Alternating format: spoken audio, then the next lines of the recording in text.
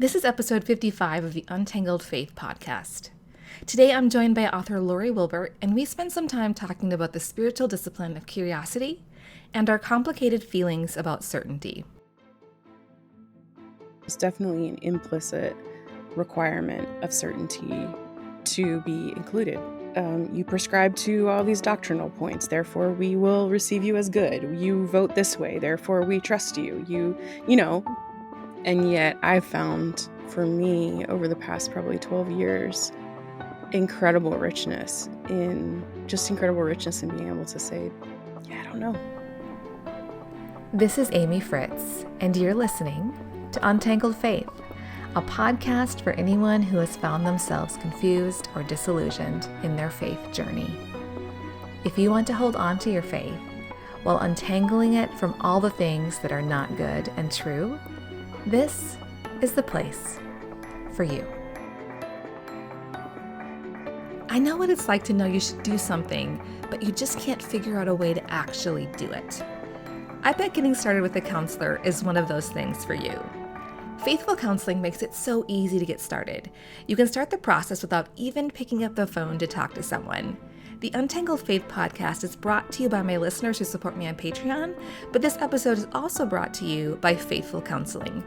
Faithful Counseling is a Christian counseling service with more than 3,000 licensed therapists across all 50 states, with access by video or phone sessions, or chat or text. There are therapists with expertise in trauma, depression, family conflicts, and more. You can ask for a new counselor at any time, and financial aid is available for those who qualify. Untangled Faith podcast listeners get 10% off their first month from our sponsor, Faithful Counseling. Go to faithfulcounseling.com/untangled. Fill out a questionnaire and you'll be matched with a counselor. That's faithfulcounseling.com/untangled. Lori Wilbert's new book, A Curious Faith, came out recently, and one of my listeners suggested I have her on the show. The topic of her new book turned out to be a perfect fit for a conversation that I know you'll find valuable. Lori and I kept talking at the end of this episode to record some bonus audio for the Patreon community. You can find that at patreon.com/untangledfaith. Here's my conversation with Lori. How are you? I'm well. I'm a little, the post-book release sort of like, You've done all the things. I never want to be on social media again, and yet I have to continue showing up there. And so I'm just hoping that the book sells itself, honestly. That's where I am. So the tension, I think, is so good. Talking with Caitlin Beatty, of course, she's wrote about, celebrity and the tension involved in promoting something. Yeah. I feel like there's a healthy respect when you feel that, like the little angsty feeling is a good reminder. That's true. Yeah. If you lose it, it's probably a sign that something's wrong. Yeah, I totally agree. I don't want to lose that angst, but I also don't want to live there. So yeah, I can tend to angst, and I can see you as an Enneagram 9. I'm married to an Enneagram 9, the most steady, wonderful, stubborn, sneakily stubborn person, but easy to get in the questioning place. So, have you ever seen The Good Place? Okay, Chidi. There's a scene where Chidi is saying to Eleanor, he's like, "You know the sound that a fork makes when it gets stuck in the garbage disposal? That's the sound my brain's making all the time." And I'm like, oh, that is the perfect description, I think, of an Enneagram 9. It's very placid on the outside, and inside it's so. Yeah, it's the deep well. It's when you get to have that conversation.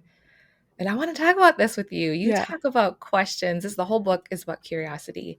But you give an example about how you are a master question asker. And I wonder, and you didn't say you were a master at it. You're just, and this isn't bragging. I think you were just stating a fact about this is something that you are good at, but it can also have a shadow side, right? It can be a wonderful gift in a community and making people feel seen. But tell me how that has shown up for you in a way that has shielded you, or you've used it maybe as a way of self-protection. Yeah. Classic case of if I can keep the attention on you, the attention doesn't have to be on me. And so, and I use it for years as just like a protective shield against. It wasn't even a cognitive decision. It just was, I don't want to have to be vulnerable, and um, and this is working for me until I realized this is actually not only not working for me, it's working against me, Yeah. and it's actually really, in some ways, corrosive to, well, I think in every way corrosive to every relationship in my life. And that was like a real come to Jesus moment for me, where I just had to be like, oh wow, this is not a gift. This is, like you said, there is a shadow side to this. And it's still, Amy, it is still a struggle for me. It's not Yeah. something that I've And here you are in any showing way up overcome. and having to answer questions. Yeah. The irony, right? The irony, like God says, Lori, we're going to write a book Yeah. about curiosity. And here's the secret at the end. People are going to be asking you Yeah. questions. And it's going to require something of you that you would, that it costs something for your personality to show up and engage this way. I think it especially costs something in personal relationships. I think in public relationships, I generally have not struggled being vulnerable. And that is a form of control. Yeah. It's sort of controlling the image, the Mm. shadow self, the whatever you want to call it. It's Mhm. control, and it's corrosive to our souls. And the only way, ironically, that it heals is to be vulnerable with the people who are closest to us, Yeah, the people that you know you're going to see in real life that you're going to bump into. who are going to see me, like who aren't going to be able to, or are going to be confronted by the realities of what that vulnerability means, Yeah. Yeah. the sort of the dregs of my soul. Yeah, and that's the hard thing. I think that's why sometimes, people that we are comfortable with get to see the ugliest parts of us the most, where they are the ones that we really need to say, "How do you experience me?" Like Chuck DeGroat says. That's such a Yep. great it's such a powerful question, and Yeah. you can't do that false vulnerability with people that you live with, people that you are sitting, like, kneecap to kneecap with. There's no faking that. I think, honestly, like, I think you can fake it. I think you can fake it. I think you fake it by, there's a sense of intimacy comes when we ask people questions that creates for them an experience of intimacy, right? Mhm. So they think, "Oh, we have such an intimate relationship. We are," and so they don't read that as wrong until suddenly they realize, wait a minute, this intimacy is only one sided and this is really unhealthy. And so I think you can fake it. And unfortunately, I think, I mean, you know this, we see this all too much in the church today where people are, and honestly, we're told from a young age, fake it till you make it, right? And so, Yeah, it works in some places until it doesn't. yeah, it Yeah. seems like a virtue. And then all of a sudden you're like, hang on, what? This is, like I said, this is corrosive. And Yeah. that's the only word I know to use to describe what it does to your soul. It's powerful. You talk about, uncertainty in your book, Mhm. and tell me about your relationship with being okay with being uncertain. Has this been a journey for you? I feel like in the Christian environment I've grown up in, there's a value placed on being certain. We're all about, like, I grew up in a very conservative Christian world that was, like, wonderful to me. I was in a very comfortable it was very comfortable, it was very natural. I had all the privileges of it without being exposed to a lot of the downsides, which I'm very grateful for. But it's just now, as I'm in my 40s, where I am learning, oh, there's something powerful about saying, I don't know. What's your experience with being uncertain and your I comfort think, level with it? well, I don't know. I don't know if it's always been comfort. Yeah. I think for a long time that I don't know was actually incredibly uncomfortable for me because of the environments in which I found myself, where certainty, even if it wasn't explicit requirement of certainty, there's definitely an implicit Mhm. requirement of certainty to be included and to be loved and to be Yeah. accepted. And by implicit, I mean you prescribe to all these doctrinal points, therefore we will receive you as good. You vote this way, therefore we trust you. There's this sort of implicit inclusion into those spaces when we can identify, when we can label what exactly we believe. And yet I've found for me over the past probably 12 years, incredible richness in, um, there's a pastor I know of who calls it the pastoral I don't know. And so just incredible richness in being able to say, yeah, I don't know. I don't know what the right thing to do is in politics right now. I really don't. And I think Yeah. it's really easy to say, well, you should vote this way on both sides. Oh, But I'm like, I don't know. I we don't know can what be the right thing is. fundamentalists, Yeah, swinging about either way. yeah. Uh, so tricky. There is a high value placed on certainty. Yeah. Uh, Progressive, conservative, Hmm. Republican, Democrat, Yeah. like wherever you land as far as your faith.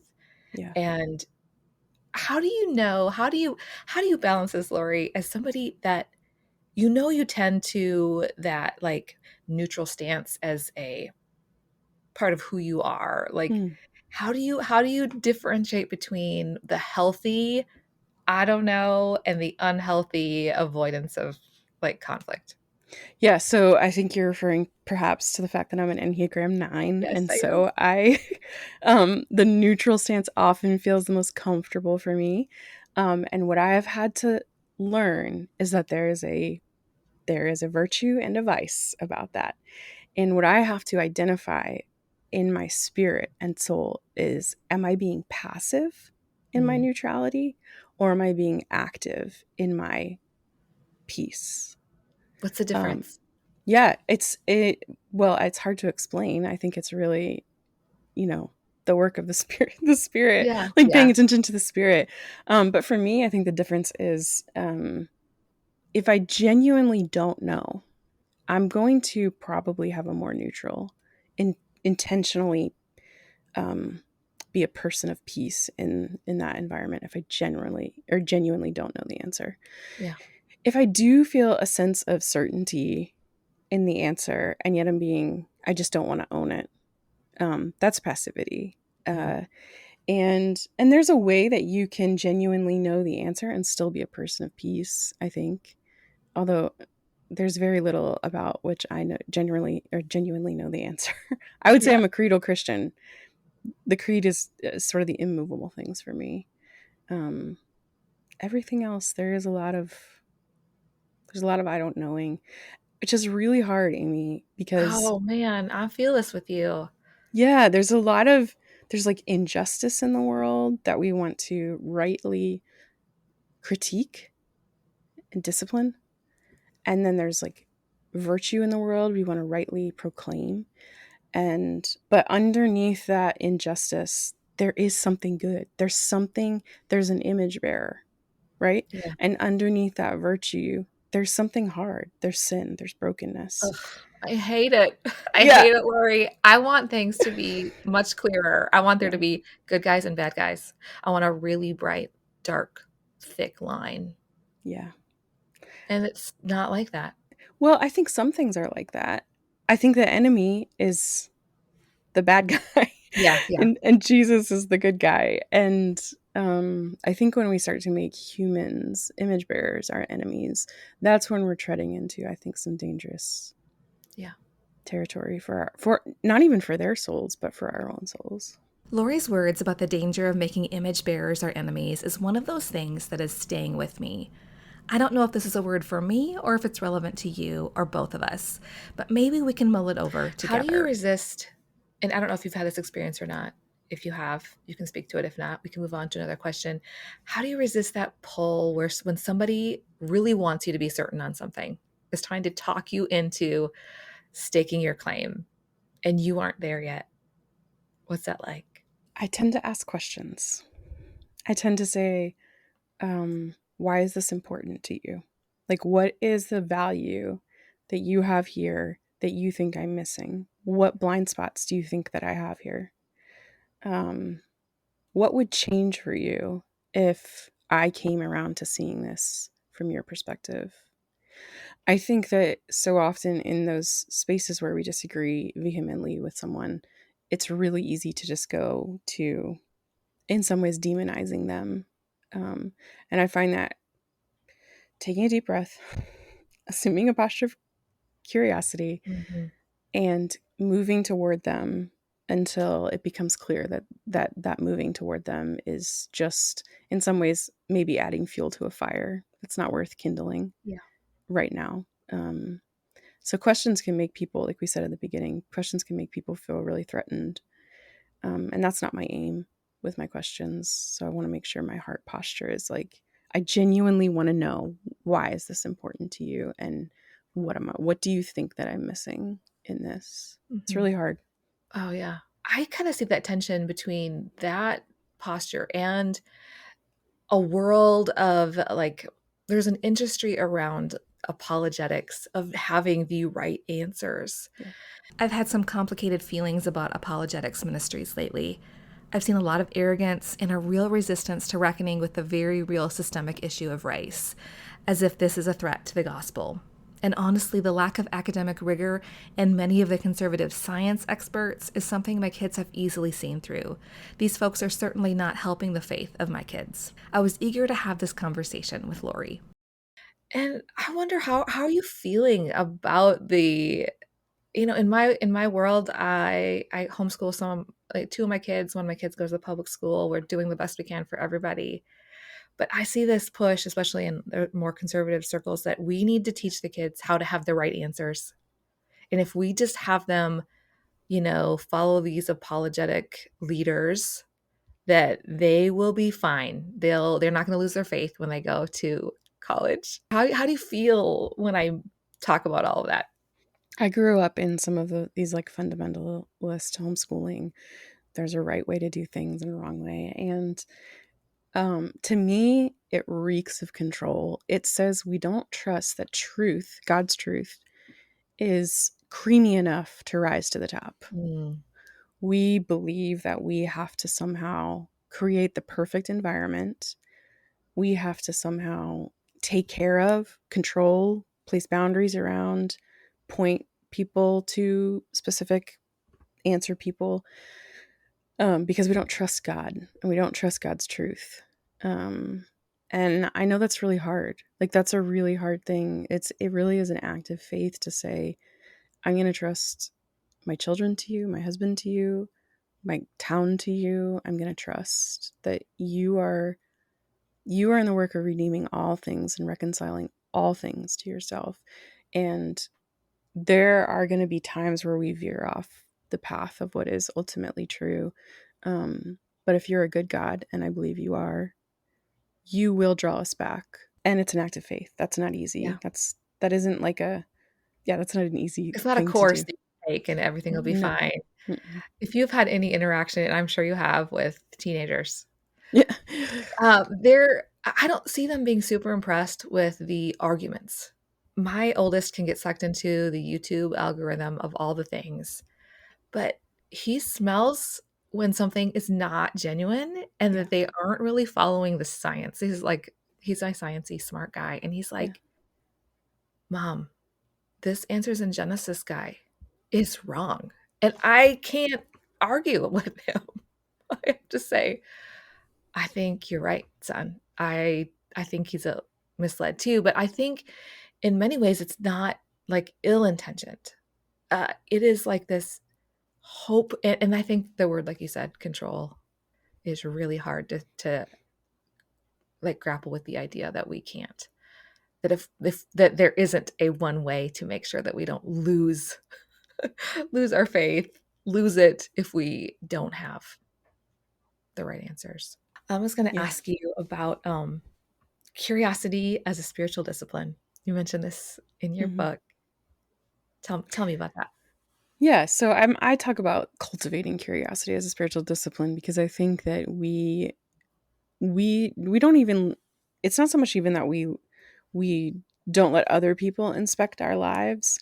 We don't even want to inspect our lives. Like we don't want to delve down deep into what's going on underneath the surface. I keep talking about this book and I feel bad because it deals with some like adult um material, but I'm reading for a class that I'm taking. I'm reading Susan Howitch's book, glittering images, and it's written back in the 80s, but it's set in the 30s, and it's all about this Anglican priest who has this moment where he realizes how much he only engages with the what he calls the glittering image of himself and with others.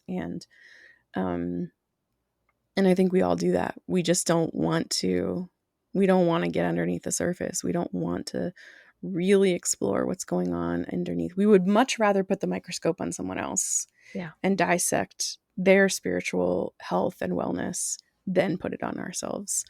And I think too, we can let curiosity become sort of this unraveling where we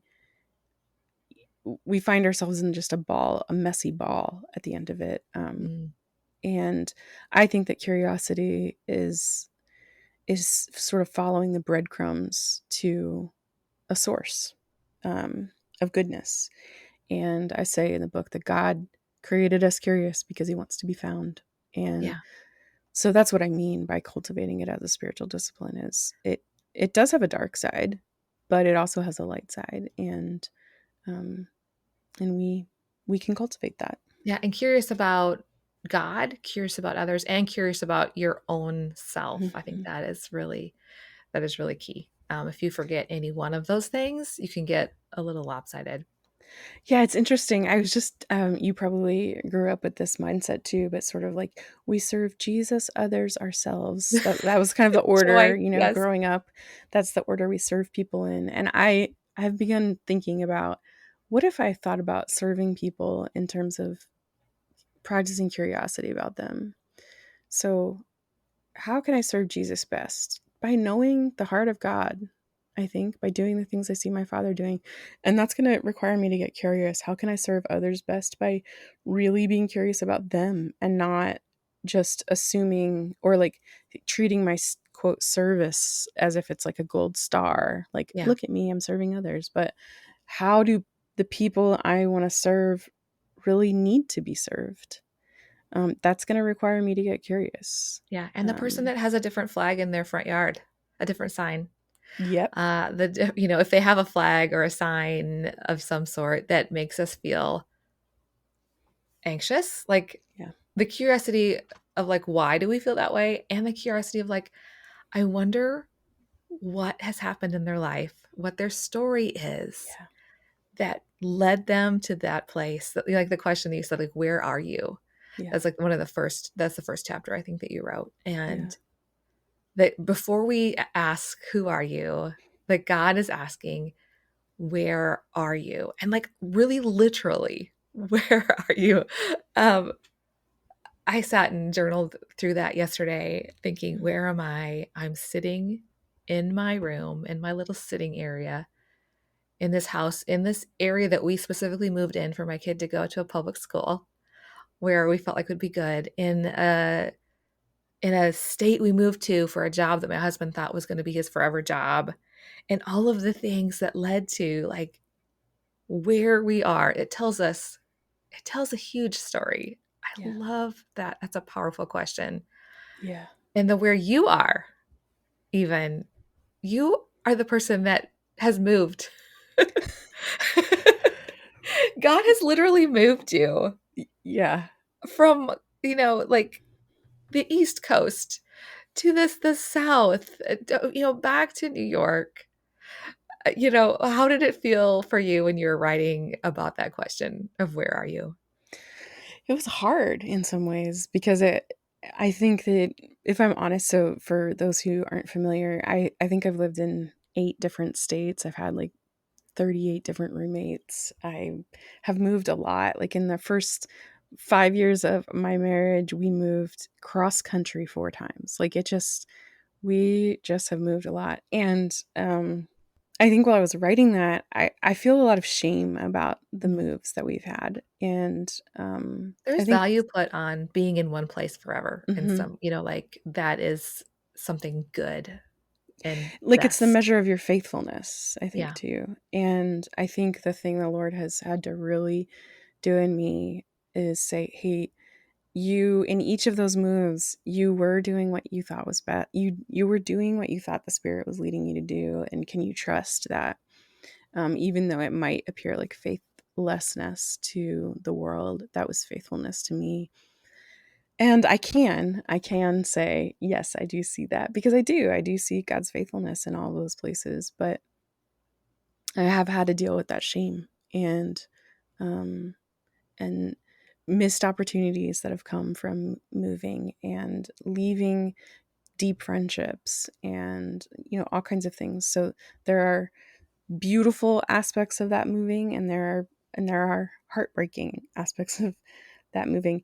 But one of my closest friends has lived in the same 1 square mile of an area almost her entire life.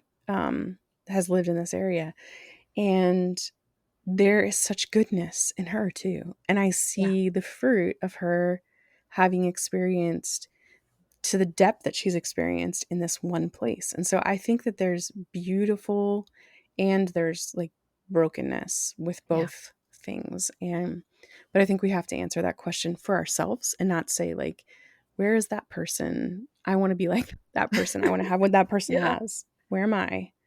Where Yeah. does God have me? What has he done with me here? Mhm.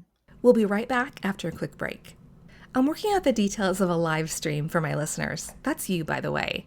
This will be a laid back time where we can log on and ask questions and listen as I have a live conversation right there in real time.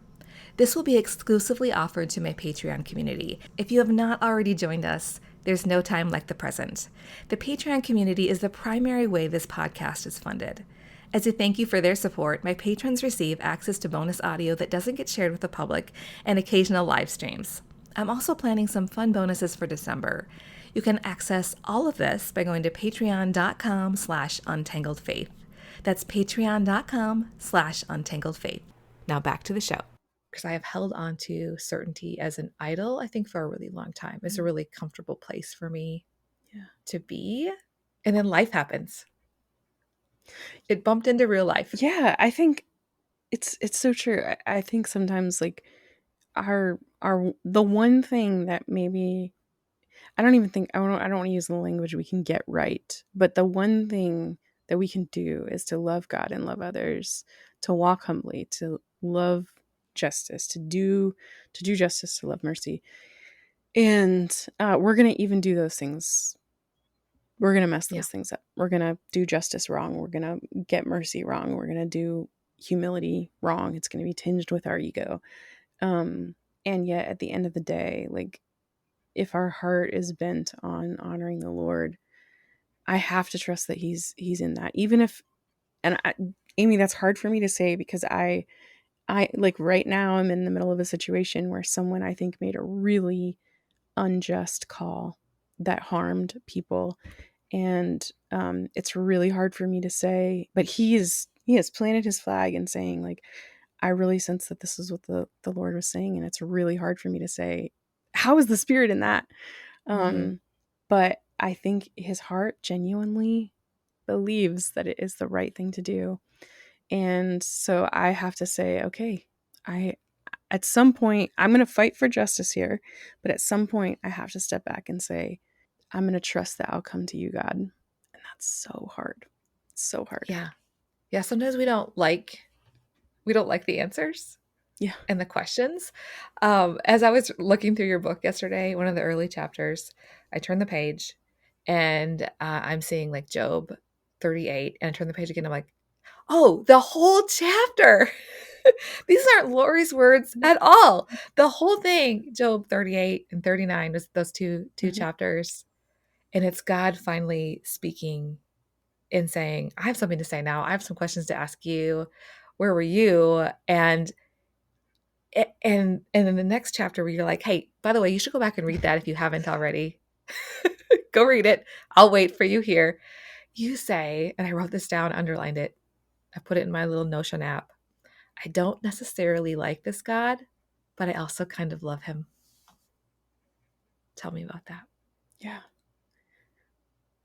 I mean, that's a really hard couple chapters, right? Think about being in, like, the most vulnerable situation of your life, and God sort of, I think the picture that we might get is God strutting in with all the things he's done that we have no control Yeah. over. And I think when I made the decision to make that chapter, those 2 chapters of Job, it was because I was reading those chapters and I felt myself, and hopefully this makes sense. I felt myself getting smaller and smaller and smaller and smaller, but not in a being wiped away kind of way, just in a like almost like a held kind of way. Like, Mm. wow, I am so small next to this God. I am so, like, my suffering matters to him. He is so big and my suffering still matters to him, but I'm so small. And I think that's really important. That was really important for me to include in the book, because I think oftentimes our questions make us get bigger and bigger and bigger. And um, instead of seeing God in all of who he is, Yeah. we just lob our questions at him. And I just think it was really helpful for us to remember that God is God. Like, at the end of the day, that is the answer. Yeah. It He is the wasn't answer. angry God that you were seeing there. It was, oh my goodness, powerful, Yeah. Good. all-knowing, Good. so much better. Yeah, more good than I am. That is the reassuring Yeah. thing. That was that. I'm gonna remember this. I think I feel like I need to put it like on my wall, at, where you put. I don't really love that. I don't really like it. I don't really like this God, but I kind of love it. We rail against that authority in some ways, but it gives us a sense of peace and calm in the end, that we are not in control, as much as we feel like that would be helpful and give us peace. Because I know I can't control it. So if I am the ultimate one, Yeah. that is the source of like chaotic stress for me. Yeah. So I needed that reminder. I say in the book, it's not that we doubt God, it's that we doubt ourselves. And I think Yeah. that we get to this point where we have made ourselves bigger in some ways, like in our mind. We've made ourselves bigger than God. And we're so like acutely aware of our failure that that's when we start to really just sort of flounder, because we're like, this is not a stable place to be. Like, I know how messed up I am. I know where my decisions lead me. And I think coming to that place is a really beautiful place. Yeah. For us. Yeah, I know where it brings me. If it's all me, this is not good. Yeah. This is not beautiful. It's not helpful. Yeah. Okay, I read something, and I know a little bit about your love of the West Wing. I read a little something in your book that felt like a nod to it. You said, "Have you ever stood there in all your rightness?" And I thought, is this a nod to the West Wing quote of "Stand there in your wrongness and be wrong"? Was this purposeful? It was a little purposeful, yes. It's a little Easter egg in there. Well, I appreciated it. I loved it. I was like, oh, this is her saying, "Hey, friends, this is for you. Yeah. This is for you." Yeah, I'm glad you picked that up. Should have a President Bartlett to sit down with. That would just be would be lovely. Yeah, talk This about someone fictional world. who does like cultivate a presence of curiosity toward people and asking questions. Yes. Well, I am so thrilled that I asked you that, because I was like, I have to ask. Yeah. I have to ask, because you didn't say like I probably hashtag should West have. Wing. I probably should have. But you didn't say stand there in your wrongness. That's true. If I'd said that, I would have had to You would for sure have, because say, you have some strong opinions about giving credit I to do. people for ideas.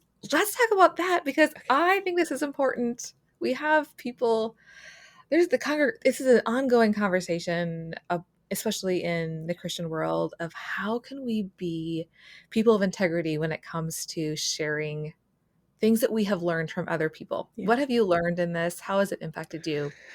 Man, what have I learned? I feel like I've On both learned, sides. yeah, so I've learned actually most of what I've learned until I'm going to share this. Might be no, it's not the first time I shared it publicly, but most of what I've learned about plagiarism and giving credit has been on the side of having my words stolen.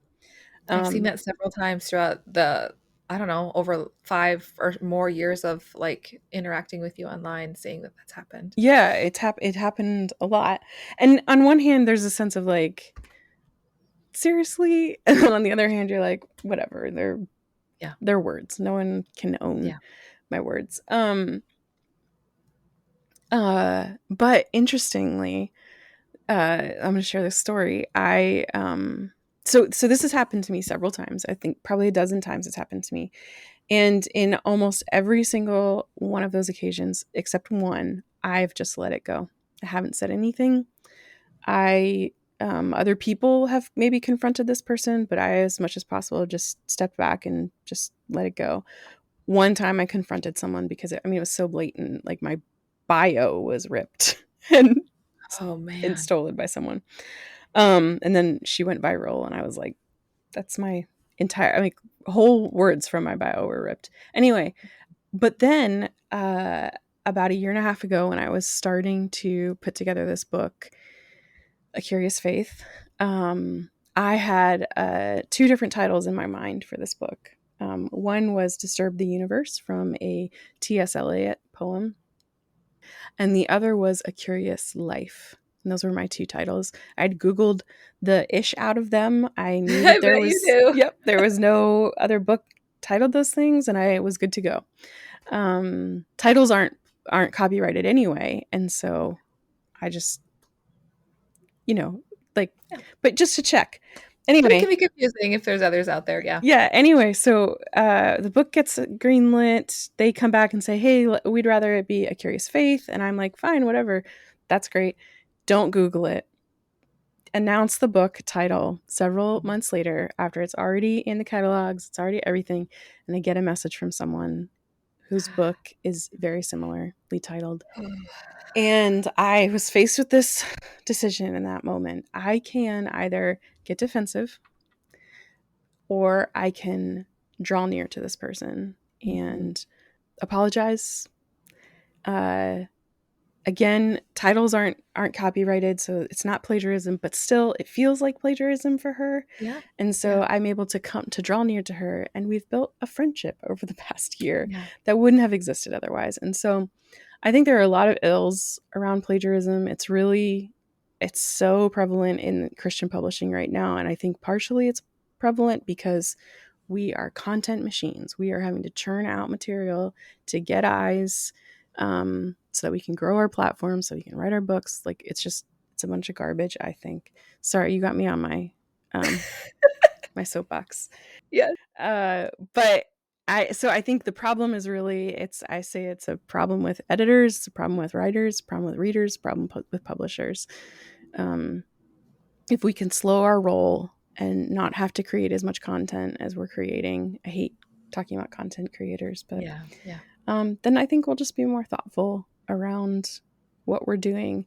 But it's so easy to do right now, even unintentionally, We're going to do it without at some thinking about it. point because we're going to think we're smarter than we came up with this idea ourselves. But if somebody says, hey, that sounds like so and so, it doesn't really cost a whole lot to say, Not at all. yes, I did read that. And you should follow that person. You should go find their book. Yeah. And to Um, say, like, how can I make it right? yeah. Yeah. I think it's really important to say that. I think Um, I did see you give a shout out to a person who shared the title of your book as you were getting ready to launch, as you're getting closer to launch day. And I thought, oh, now I do remember that person had a book with that title. And yeah. that made me feel it made me feel good about you acknowledging that without even knowing the story of like how that would have felt. Like, oh man, you wouldn't have, from what I've seen, like intentionally taken up a space that No. would make it more difficult for somebody to make a Oh living my or to sell goodness. their books I because was devastated. I was that's like your worst devastated. nightmare. Your It was worst. my worst nightmare. It still is. Honestly, it still is my worst nightmare, and I've just had to be like, I didn't know about the book, didn't assume to have been, researched. And we share a lot of the same spaces. And I didn't know. I was unaware. That's not an excuse, though. And so I really to say, like, I did advocate for the title to be changed.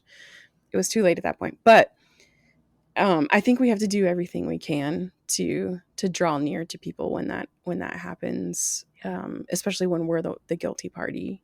We have to draw near. Again, I don't know what to do when we get plagiarized. It feels rotten, and Yeah. there's it's kind of an impossible situation to be in, because if you are someone with less power, you sound like you sound whiny Yeah. and jealous. And if you're someone with more power who's been plagiarized, then you sound like a bully. So There's no winning. This is not no, like a winning situation. there's not a winning side. Yeah, I don't like that. I was talking to Caitlin Beatty about the plagiarism issue too, and she says one of the really ugly things in the industry is that it's hard to hold that accountable if this is happening with people that are the books that pay the bills, because not all of them earn back their advances, and there's just a small percentage Yeah. of names associated with certain publishing houses that are paying the bills. And it's such a disappointing Yeah. thing to think that it feels like an ends justify the means. Like, well, we could do something, but it would cost all this other stuff. And I hate the message that it sends, so that we need to sacrifice somebody small for God's goodness. I just don't feel like that's the way the kingdom works. Like, Jesus isn't like, oh, well, what am I going to do now? I can't use Lori's book. Lori's book Yeah. can't come out. How am I going to help people? And this is what I think, going back to what we talked about in the very, very beginning. Like, there are bad things in the world that are Yeah. that underneath them there's something good, and there are beautiful things in the world that underneath them there's something gross. And learning to live with that tension, which is really hard, and I will never tell anyone that it is easy to Yeah. live with that tension, but I think it's so important as a Christian. We are not in eternity. We do not see face to face. We see through a glass dimly, Yeah. and so there's going to be a little bit of dirt everywhere, right? Yes. Yeah. And I mean, you said that about social media. Hmm. This is something that I think is an interesting call, is that you have decided to not, as much as you want to, like, retreat because of the way things are changing, like on Instagram and different places, is that you instead have decided to engage in a very intentional, specific way in how you bring content and beauty into the world Thank you for saying and thank ideas. you for saying that. I sometimes literally I feel like it's every week. I'm like, I got to be done with this space. It just feels. I told a friend recently, it feels like I have a different manager every single week who's telling me to do something different, and I don't work that way. I'm a You don't want to Yeah, feed the beast of the not at all. algorithm. What makes it worth it for you? Worth What, it. when you like put something, a picture you love, things you have like collected, like for the weekend. This is you collect things throughout the week and you Yeah. share over the weekend. Here are some things I've seen that are beautiful. Who is this for? Who, like, what makes this worth It's it for just going you? to sound really selfish, but it makes it worth it for me, I think. Like, if I can curate this little group of beauty, this little, you know, um 30, 40 pieces of beauty that I saw throughout the week, and share them with other people, that makes it worth it for me. The marketing side of Instagram, I really feel over that. I feel really I'm gonna like find someone to check in on you if I see you do a reel of you grocery shopping or something like that. I'm gonna send in the gallery to I've been check in on trying to you. do a couple reels, and I really find I don't enjoy making them. They're hard for me to make. Yeah. They take a lot more time, and I don't enjoy them. And so I'm just trying to figure out but yeah, I am trying to push people more toward Substack and Stayable, because I like trying to keep up with the algorithms across the board. It feels. Yeah, one of your endorsers, I'm looking at your book, Karen's Follow Prior. She was just talking with David French and Curtis Chang about how social media has formed us and the importance of like really engaging with literature. And so what is a piece of literature that has formed you that you love? I want to ask this of people. This is going to go on my list of things to ask because I love book Do you mean recommendations. fiction I or? want to hear fiction because Okay, I read fiction. too much nonfiction. I Mhm. need I need formative fiction. Formative fiction. Well, I just mentioned Glittering Images, and Okay. it really is just beautifully done. Just a warning that there's some material in there that is um, PG-13 probably. I don't know. Or I don't know what the ratings are these days. Another novel that has really formed me that I really love. I really love the brothers. I love so many novels. I love the Brothers K. I love the Gilead story. I love the Port Henry stories from Wendell Jaber Crow, Hannah Coulter, Memory of Old Jack. I love those stories. I would say the most formative, I'll say this, probably the most It's a formative hard question. Yeah. novel. Yeah, I read a lot of literature. The most formative novel of my life was actually probably Troubling a Star by Madeleine L'Engle back in when I was 13. I read that, and I read that book, and I said to myself, I'm going to be a writer someday. I want to write like she's writing. I want to be able to communicate to people, because she had this. I don't know if you're familiar with the book, but it's a young adult novel from her series Meet the Austen Family, and she has this way of writing a narrative that's fun, like it's a fun story, but bringing these sort of existential questions into these stories for children, essentially. And it was the first time in my life where I was like, oh, I can ask about these big questions. And so I really have Madeline to thank for disturbing my universe, which is what she says. Asking questions is important, especially in children's literature. Asking questions is important because it can disturb their universe. And so she disturbed mine when I was 13, and I've never been the same since. I love that. I love that. Okay, before we go, I want to ask you, give me what is one of your go-to questions Hmm. to ask somebody when you are getting to know someone? Hmm. I like to ask, what's your story? Because I think it's a really kind of open ended question in a way. Someone can choose to tell me their, biography, their autobiography, or they can think about a story that's really forming them right then. Or they can give me bullet points and I can kind of dial in on one of them. Or what most often happens when I say, what's your story, is this sort of surprise, like deer caught in the headlights. Like, What do why you would you ask mean? me that question? That feels like a very deep and personal question. But it really matters to me. Everyone has a story, and um,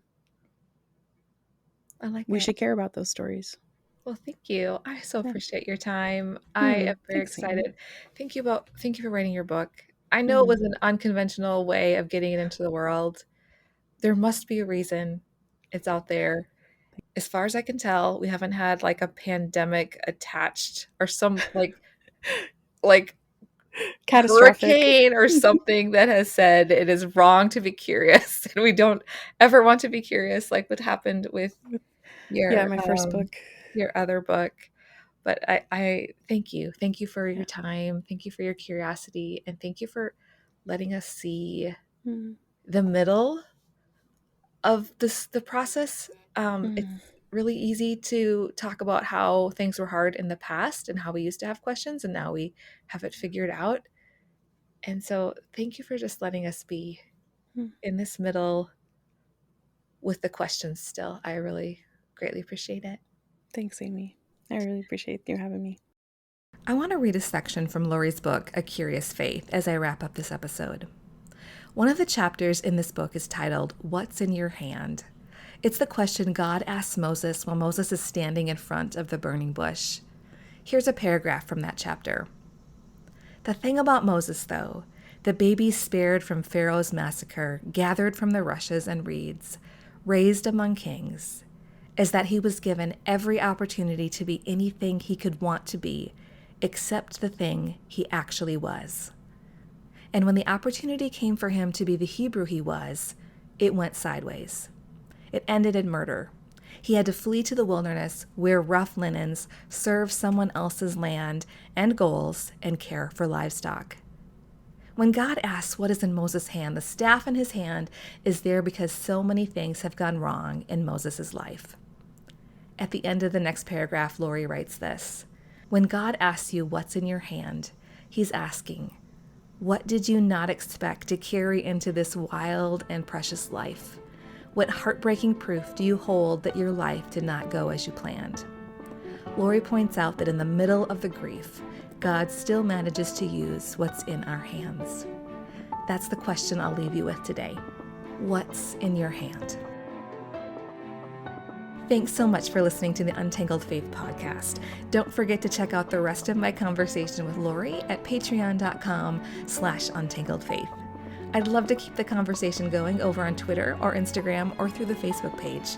I'm Untangled Faith on Instagram and Facebook, and Faith Untangled on Twitter.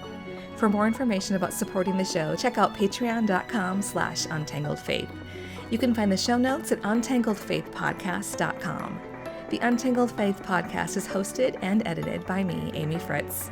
A special thanks to my Patreon supporters. This podcast is made possible by support from patrons. Special thanks to producers Michelle Pjanic and Phil and Susan Perdue. I'll meet you back here next week.